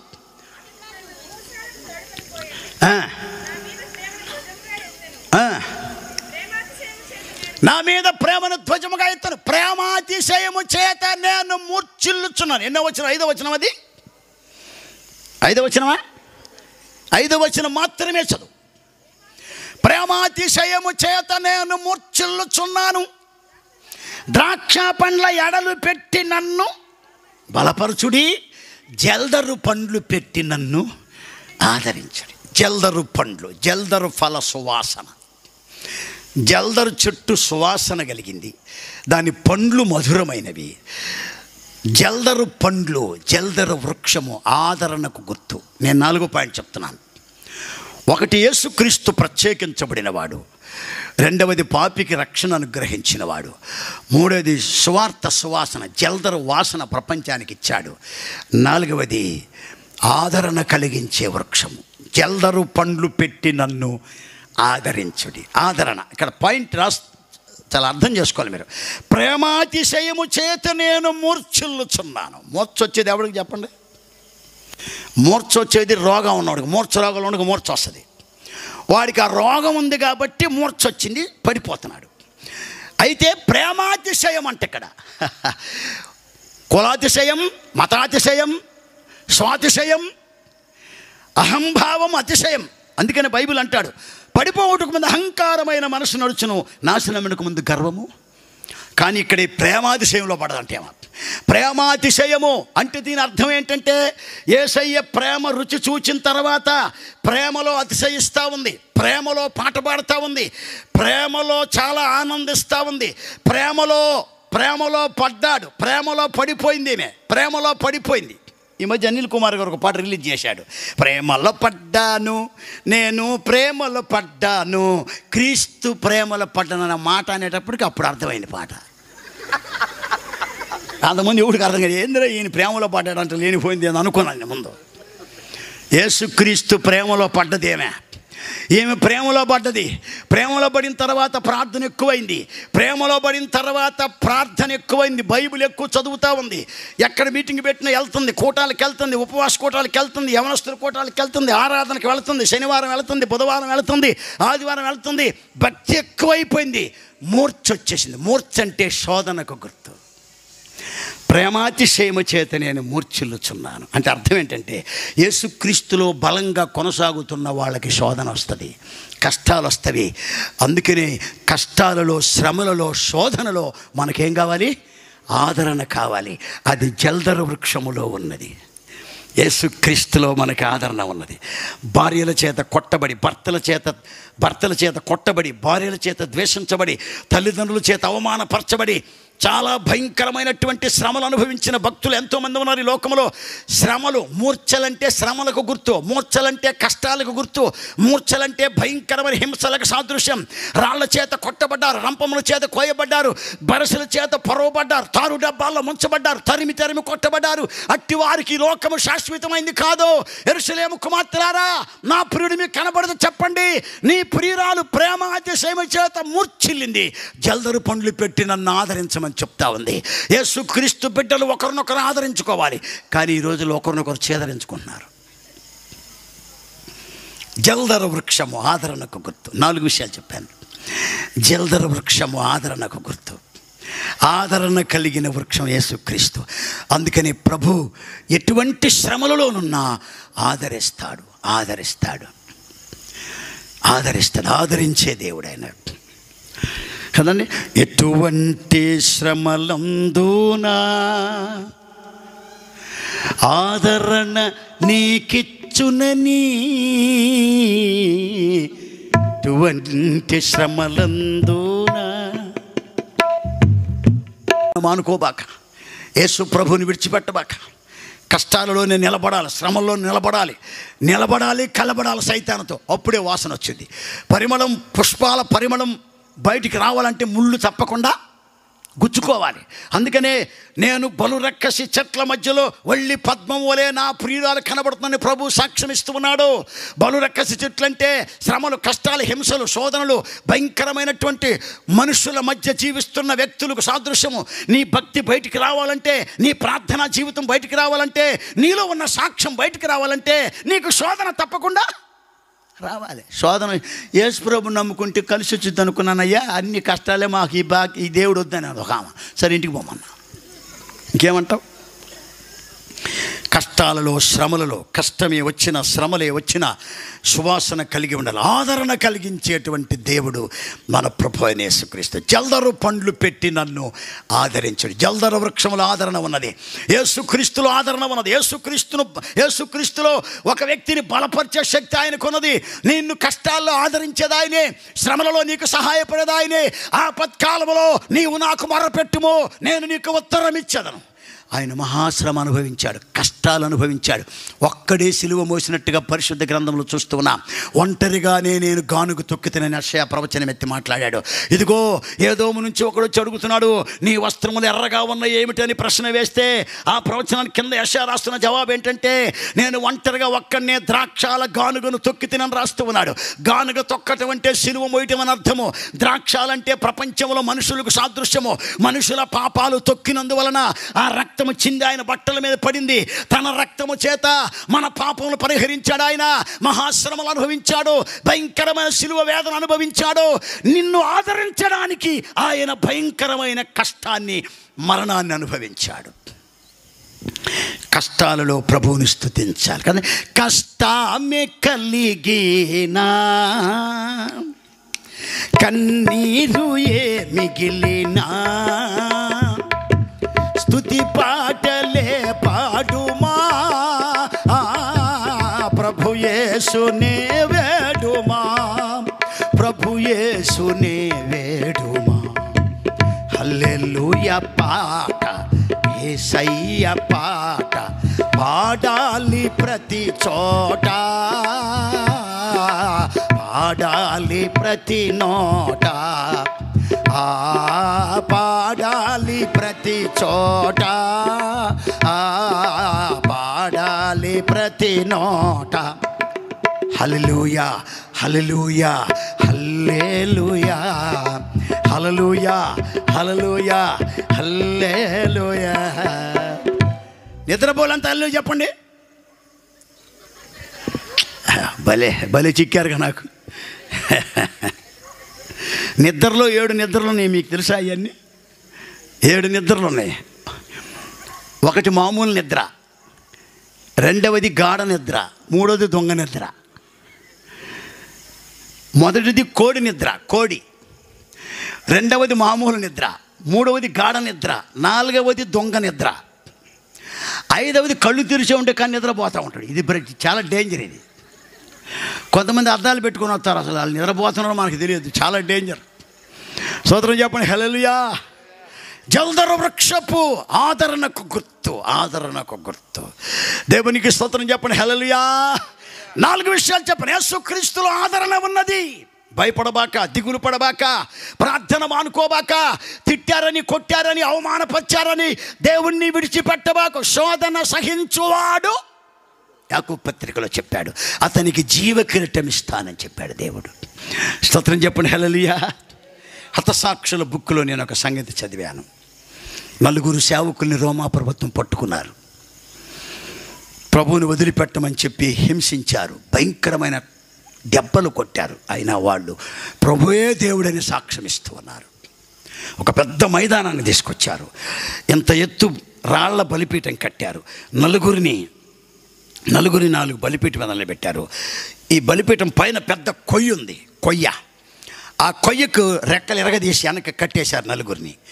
కట్టేసిన తర్వాత వేల మంది మనుషులు చూస్తూ ఉన్నారు. ఎమర్జెన్సీ డాక్టర్ని కూడా పక్కన పెట్టారు. ఇప్పుడు వాళ్ళ కాళ్ళ కింద పాప క్షమాపణ పత్రాలు ఉన్న పెట్టారు, బాక్స్.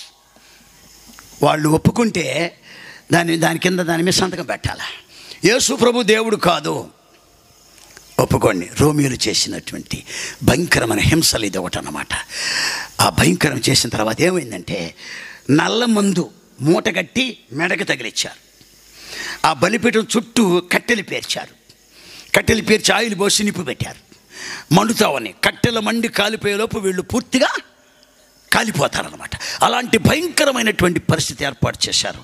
ఈ వేదన చాలా భయంకరంగా ఉంది. ఈ నలుగురు వ్యక్తులు మంటల దగ్గరకు వచ్చి కాలిపోతున్నారు. ఆల్రెడీ ఒక వంతు కాలిపోయింది. అందులో ఒక వ్యక్తి ఈ శోధన తట్టుకోలేక నేను యేసు ప్రభుని వదిలిపెడుతున్నాను, యేసు ప్రభు దేవుడు కాదు అనేటప్పటికి వెంటనే వాడి యొక్క మంటలు ఆర్పేసి ఎమర్జెన్సీ డాక్టర్స్ పక్కన ఉన్నారు కదా, తీసుకొచ్చి వాడిని కప్పకప్ప వాడికి ట్రీట్మెంట్ ఇచ్చారు. అయితే ఈ ముగ్గురు సేవకులు భయంకరంగా ఏడుస్తూ ఉన్నారు. ఎందుకో తెలుసా? అయ్యో మా సహోదరుడు చివరి నిమిషంలో జారిపోయాడే, అయ్యో చివరి నిమిషం జారిపోయి ఏడుస్తూ ఉన్నారు. అందరూ చూస్తూ ఉన్నారు. వీళ్ళు మంటల్లో కాలిపోతూ దేవా నీకు స్తోత్రమయ్యా అని చెప్పి వాళ్ళు ఆనందంగా దేవునికి సమర్పించుకున్నారు. అందరూ చూస్తూ ఉండగా ప్రియులారా ఈ ముగ్గురు యొక్క దేవుని సేవకులు ప్రాణాన్ని వదిలిపెట్టేశారు. ఏం జరిగిందో తెలుసా? ఆకాశం తెరవబడింది. 4 జీవ కిరీటాలు పైనుంచి కిందకు వచ్చినవి. అందరూ చూస్తూ ఉన్నారు. 4 కిరీటాలు వచ్చినవి. ఈ ముగ్గురికి వారి తలల మీద కిరీటం పెట్టి దేవుని ఆత్మ దేవుని శక్తి వాళ్ళని తీసుకుని వెళ్ళిపోయింది. ఈ 4వ కిరీటము కొంచెంసేపు అలాగే ఉండి ఆ తర్వాత కిరీటం ఒంటరిగా పైకి వెళ్ళిపోయింది. ఆ కిరీటం చూసిన వ్యక్తి గుండె బాదుకొని ఏడ్చాడు. కానీ శ్రమలలో ఓడిపోతే ఏ విధమైన ప్రయోజనము ఉండదు. అందుకని జల్దరు పండ్లు పెట్టి నన్ను ఆదరించుడి. కష్టం వచ్చినా సరే, శ్రమ వచ్చినా సరే ఆదరణకర్త ప్రభు అయినటువంటి యేసుక్రీస్తు. ఎంతోమందిని పాస్టర్స్ చంపేస్తున్నారు, మందిరాలు పడగొడుతున్నారు. ఏమొచ్చుది నీకు? ఏంటి నీ ప్రాబ్లం? యేసుక్రీస్తు ఆదరణకర్త, యేసుక్రీస్తు ప్రేమించేవాడు, రక్షించేవాడు ఆయన. అందుకని జల్దరు పండ్లు పెట్టి నన్ను ఆదరించుడి. యేసుక్రీస్తు ఆదరణకర్త. 5వ పాయింట్ చెప్తున్నాను. 3వ వచనం మళ్ళా చదువు. అడవి వృక్షములలో జల్దరు వృక్షం ఎట్లున్నదో పురుషులు నా ప్రియుడట్లు ఉన్నాడు. ఆనంద భరితనై నేను అతని నీడన కూర్చుంటిని. 5వది నీడనిచ్చే వృక్షం, నీడనిచ్చే చెట్టు. ఆనందభరితనై నేను అతని నీడన కూర్చుందును. నీడ, వృక్షపు నీడ గొప్పది. వృక్షపు నీడ. ఇప్పుడు అశోక చక్రవర్తి కాలంలో రోడ్డు పక్కన చెట్లు నాటించారు. చాలా పెరిగినాయి. రోడ్డు మీద బస్సులో కారులో వెళ్తున్నప్పుడు అటు ఇటు చెట్లు ఉండి చల్లగా ఉంటుంది. ఇప్పుడు కూడా రోడ్ల పక్కన చెట్లు ఉంటాయి. అడవుల్లో వృక్షాలు, వన వృక్షాలు ఉంటాయి. మన ఇళ్ళలో కూడా చెట్లు చాలా అవసరం. నీడ ఇవ్వాలి. కార్బన్ డైఆక్సైడ్ అవి వాటికి అవసరం, మనకు అవసరం దాన్ని. అందుకనే ప్రియులారా అతని నీడన కూర్చుందును. ఆనందభరితనై నేను అతని నీడన కూర్చుంటిని. అతని నీడన కూర్చుంటిని. జల్దర వృక్షపు నీడ చాలా గొప్పది. గోడ నీడ, గొడుగు నీడ, చెట్టు నీడ, మనిషి నీడ. చూడండి, జల్దర వృక్షపు నీడ. ఇంకొక నీడ ఉంది బైబిల్లో, మేఘపు నీడ.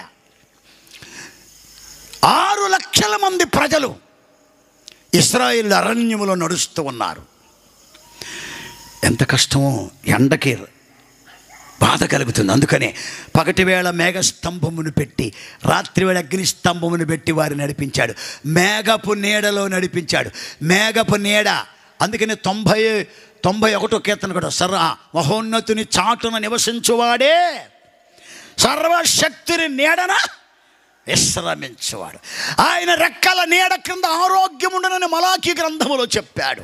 యేసయ్య నీడలో విశ్రాంతి ఉన్నది. విశ్రాంతి, నీడ. దేవుని వాక్యం గమనించాలి. నీడ, మేఘపు నీడ. మీకు విషయం చెప్తాను. మేఘము క్రింద 6 లక్షల మంది ప్రజలు నడిపించాడు ఆయన. పెద్ద మేఘం, ఒకటే మేఘం పెట్టాడు. లేకపోతే మనిషికి ఒక గొడుగు ఏడ చేస్తారు చెప్పండి?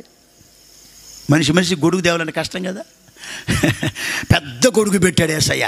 ఆ గొడుగులో ఆ మేఘంలో నీళ్లు ఉన్నాయి, ఆ నీళ్లలో ఏసీ ఉన్నది. ఏసీ నువ్వు ఇప్పుడు పెట్టుకున్నావు, అసలు అప్పుడే పెట్టాడు ఏసీ, నీకు తెలియదు ఆ సంగతి. ఎయిర్ కండిషన్లో నడిపించాడు యేసయ్య ఇశ్రాయేలు ప్రజల్ని. మేఘము క్రింద చల్లగా ఉంటుంది, ఎండ దెబ్బ తగలదు. ఎండ దెబ్బ తగలకుండా నడిపించాడు. కాలికి చెప్పు తెగలేదు, కాళ్ళు వాయలేదు, బట్టలు మాయలేదు. ఏసీలో ఉంటే ఒక్క డ్రెస్సు 10 రోజులు ఉంచుకోవచ్చు, ఇబ్బంది ఏమన్నా, మట్టి అవ్వదు.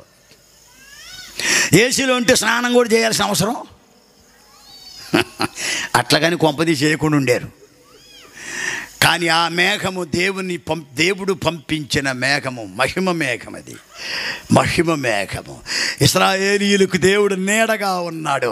జల్దర వృక్షపు నీడలో ఆరోగ్యం ఉన్నది, జల్దర వృక్షపు నీడలో విశ్రాంతి ఉన్నది, జల్దర వృక్షపు నీడలో ప్రాణానికి నెమ్మది ఉన్నది, హాయిని కల్పించేటువంటి నీడ అది.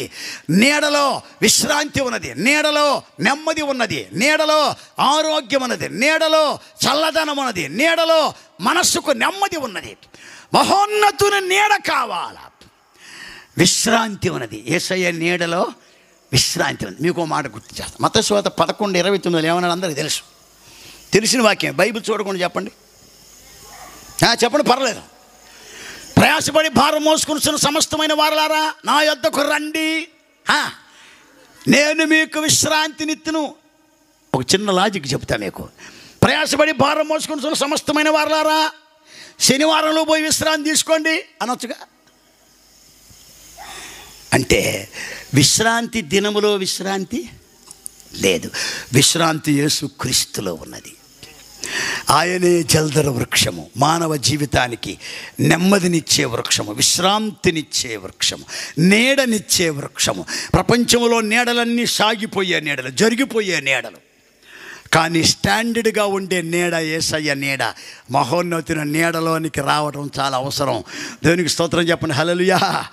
గొడుగులు నమ్ముకోబాకండి. పెద్ద గాలి వచ్చిందనుకో ఓసలు ఇరిగిపోయి గొడుగు లేచిపోద్ది, నువ్వు ఎక్కడో పోయి పడతావు కంచెంలో. అందుకనే దేవుని వాక్యమును గమనిస్తే ఈ రాత్రి కాలంలో జల్దర వృక్షపు యొక్క నీడ చాలా గొప్పది.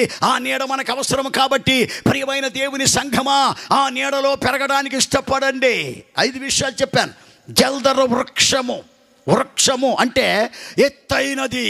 6వది ఎత్తైనది.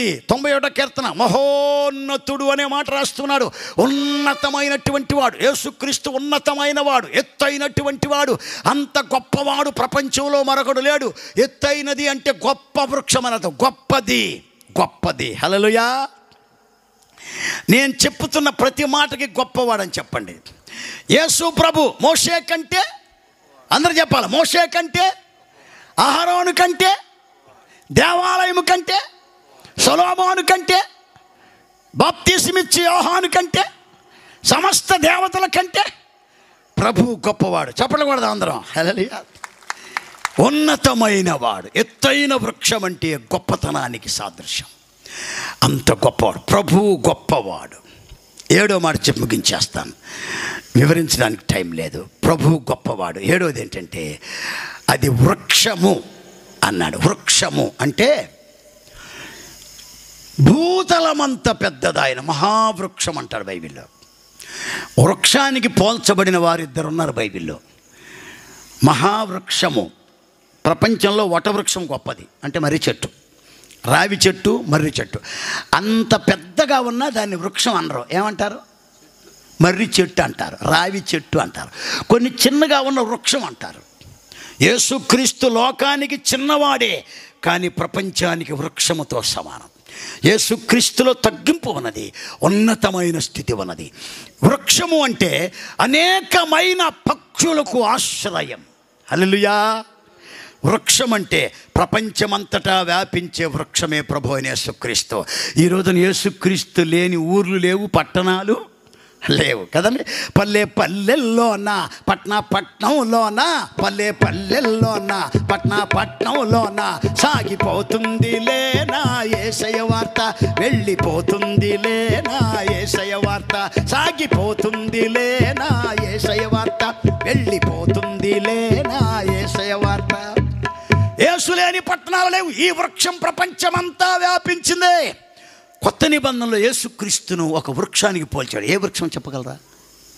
Yes, thank you. ఆవగింజ వృక్షం యేసుక్రీస్తు. ఆవగింజ విశ్వాసానికి సాదృశ్యం. విశ్వాసం అనే వృక్షం ప్రపంచం అంతా ఉంది. విశ్వాసం లేని సేవకులు లేరు, విశ్వాసం లేని సంఘాలే.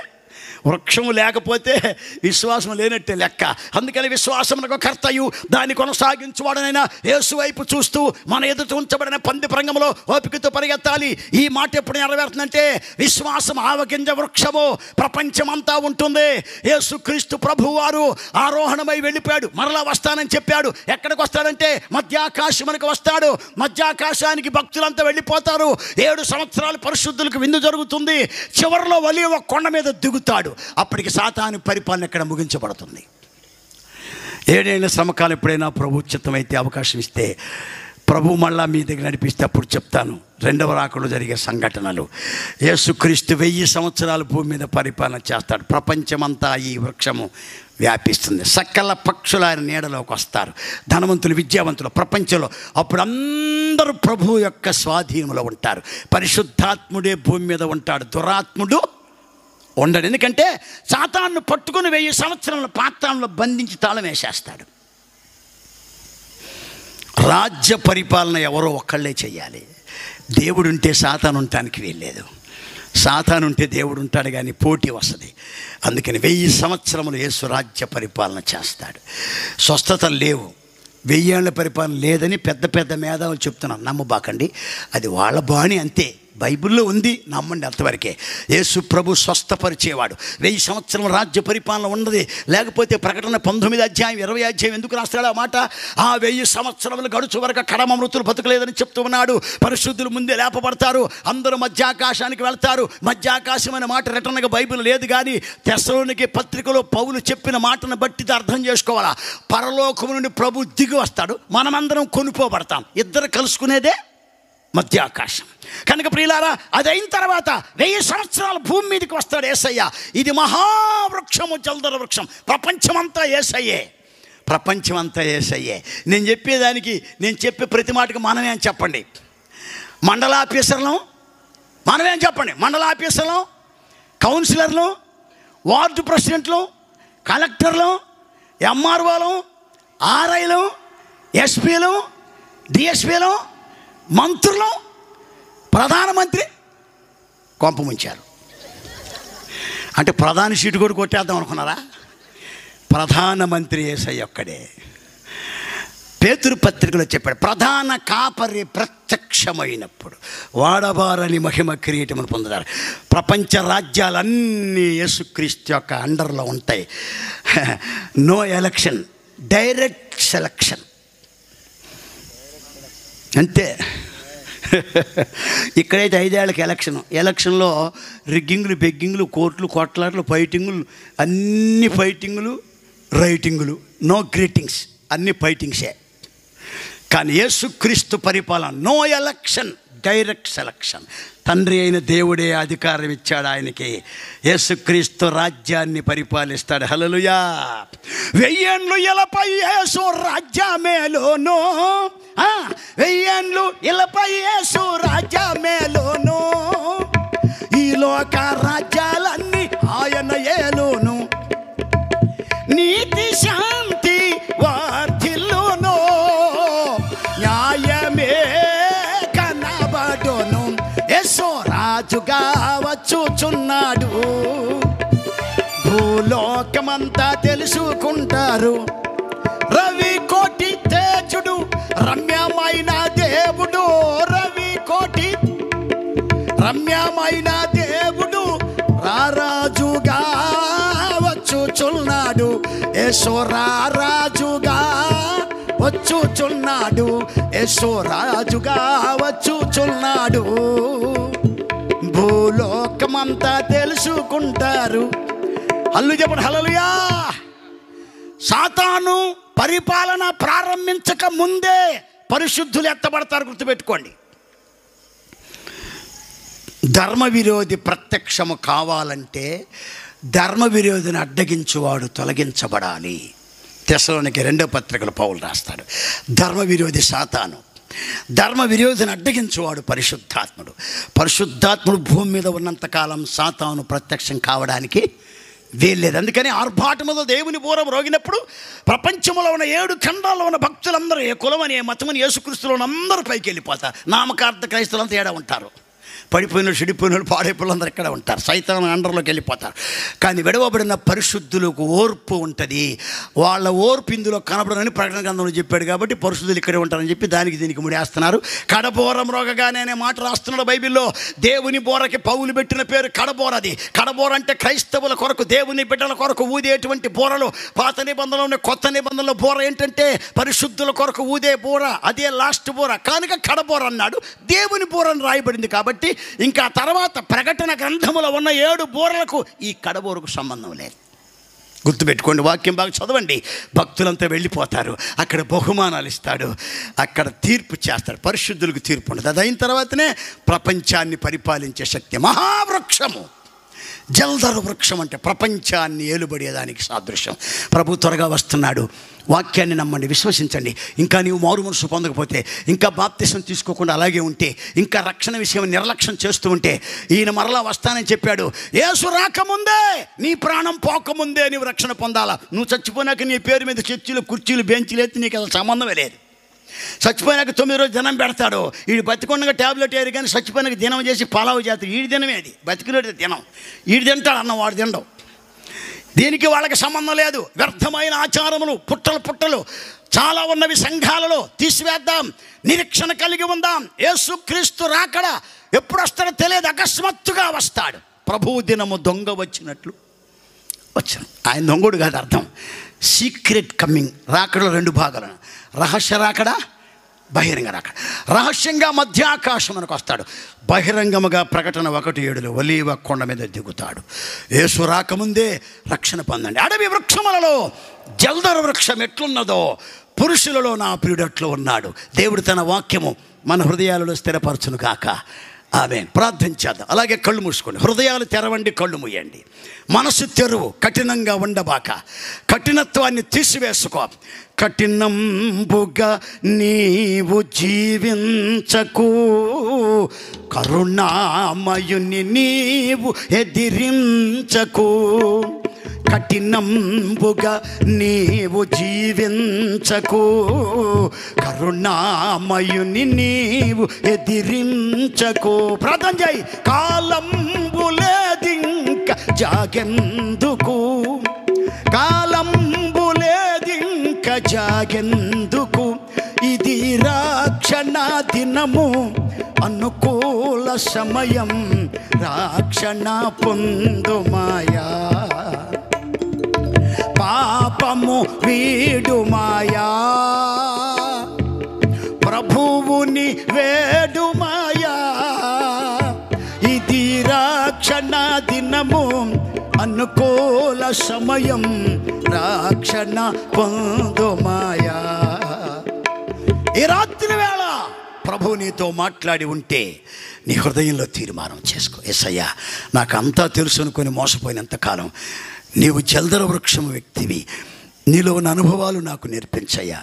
నన్ను సిద్ధపరచు ప్రభా. రాకడ కొరకు సిద్ధపడండి. ప్రార్థన చేయండి. ఇంకెవరైనా వెనుకంజి ఉంటే, బాప్తిసం లేకుండా వెనుకడిగి వేస్తే ఈరోజు తీర్మానం చేసుకోండి. తర్వాత అయ్యగారిని కలవండి. బాప్తిసమని అడగండి, తప్పే లేదు. అడిగి తెలుసుకోండి, అడిగి తీసుకోండి బాప్తిసం. ప్రభు కొరకు సిద్ధపడండి, రక్షణ పొందండి. మహోన్నతుడైన తండ్రి, నీకు స్తోత్రం. ఈ మాటలు హృదయాలలో మీరు స్థిరపరచమని యేసు నామమున వేడుకొని ప్రార్థన చేయుచున్నాను తండ్రి. ఆమేన్. అందరూ చెప్పండి ఆమేన్. అందరికీ వందనాలు.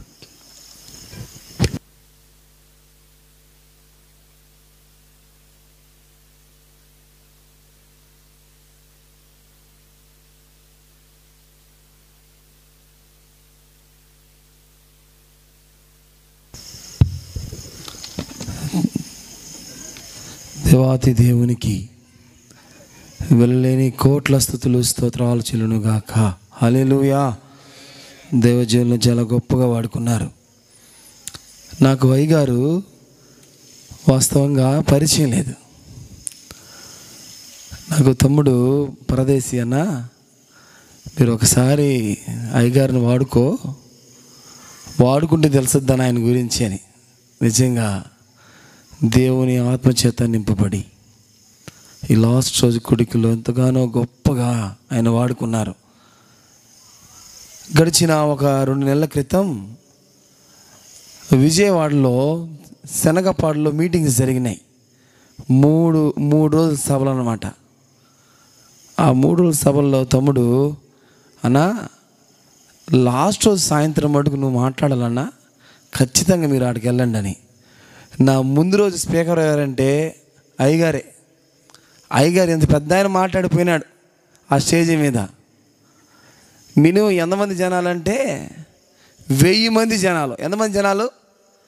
1000 మంది జనాలు. నేను ఆడ పోయే లోపలికి 1000 మంది జనాలు ఉన్నారాడ. నేను లాస్ట్ రోజు నేను స్పీకర్ని, నాకు ముందు రోజు అయ్యగారు మాట్లాడిపోయారు.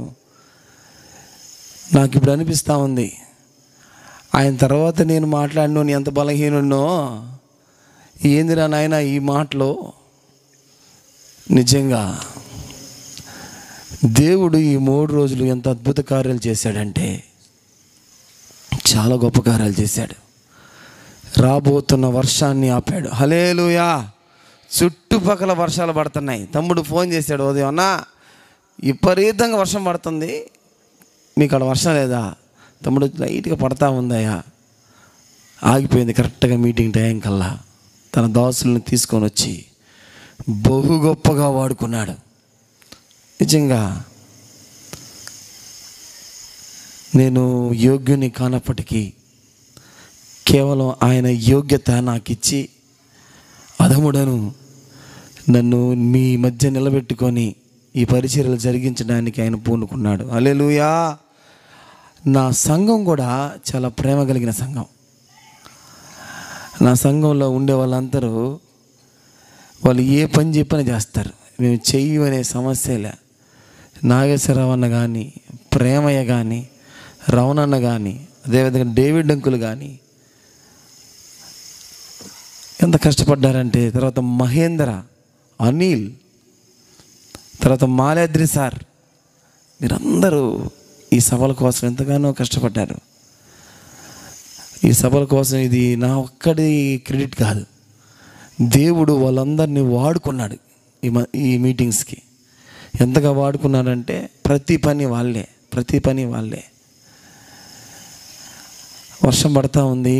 2వ రోజు మీటింగ్కి వీడందరూ కూర్చోన్నాం. పురుషోత్తం పాస్టరు, నేను, ఒక 8 మంది యూత్ ప్రార్థన చేసిన తర్వాత పైన చుక్కలు వచ్చినాయి. హల్లెలూయా. పెద్ద పెద్ద మెరుపులు, గందరగోళంగా ఉన్నింది. ఏమీ లేవు. 3 రోజుల్లో మొట్టమొదటి రోజు గమాలీల్ గారిని, 2వ రోజు ఎవరు చెప్పాలి మీరే, రవికుమార్ గారిని, 3వ రోజు మన క్లారెన్స్ శాస్త్రి గారిని, దైవజనుల్ని చాలా గొప్పగా దేవుడు వాడుకున్నాడు. ప్రియమైన దేవుని బిడ్డలారా, నాన్న చనిపోయిన తర్వాత ఈ మందిరాన్ని ఎట్లా నడపాలయ్యా అనుకున్నప్పుడు ఆయన నాకు తోడుగా, నాకు నీడగా ఉన్నాడు. మా అమ్మ ప్రార్థన సంఘానికి బలమయ్యింది. అంత మాత్రమే కాదు, సంఘం కూడా ఏడ్చి ప్రార్థన చేస్తుంది అన్నమాట. ప్రతి మీటింగ్ సభలు జరిగితే చర్చిలో గొలుసు ప్రార్థన జరగాల. ఈ గొలుసు ప్రార్థనలో అన్ని గ్రామాలు వచ్చి ప్రార్థన చేస్తాయి. అంత మాత్రమే కాదు, కావుల్లో ఉన్నటువంటి మా అమ్మ సెల్లు రాజమ్మ అంటే కానీ, తర్వాత ఇంకా దానికి సంబంధించిన వాళ్ళందరూ అక్కడ వాళ్ళు మళ్ళీ ప్రార్థనలు. ఇన్ని ప్రార్థనలు ఆయన ఎంతో ముందుగా నడిపించాడు. ఈ మీటింగ్స్ ఘనంగా జరగడానికి అందరూ ప్రార్థనలు ఉన్నాయి. తర్వాత నాకు సాటి అయిన, నాకు దేవుడు నాకు సహకారికి ఇచ్చిన నా భార్య కూడా ఎంతగానో ఈ మీటింగ్స్కి కష్టపడింది. ఏ విషయంలో కూడా కాదన్నదనమాట. దేవుని విషయంలో, పెట్టే విషయంలో కానీ, ఇచ్చే విషయంలో కానీ, ఏ విషయంలో కాదనేది కాదు. నేను దేవుని విషయంలో ఎంత చెప్తే అంతే. దేవుడు ఈ పరిచర్యను ఇంకా గొప్పగా ముందుకు తీసుకుపోవాలని, మా నాన్న లేని లోటును దేవుడే తీర్చాలని, ఆయనే నా పక్షా నుండి వ్యాజ్యమాడుతూ ముందుకు తీసుకుపోవాలని మీరందరూ ప్రార్థన చేయండి. ఎంతమంది ప్రార్థన చేస్తారు నా కోసం? చేతులు ఎత్తారా? ఎంతమంది? నైనా 3 రోజులు సభలు జరుగుతున్నాయి, ఒక్కరు కూడా బాప్తిసం తీసుకోవాలా అని దేవుని అడిగింది. బాధపడతా ఉన్నా. ఉదయాన్నే శాంతక్క రాధన్న వచ్చారు పరిగెత్తుకుంటా. అయ్యా, ఈ మీటింగ్స్కి మేము బాప్తిసం తీసుకుంటాం. హల్లెలూయా. 2 ఆత్మలు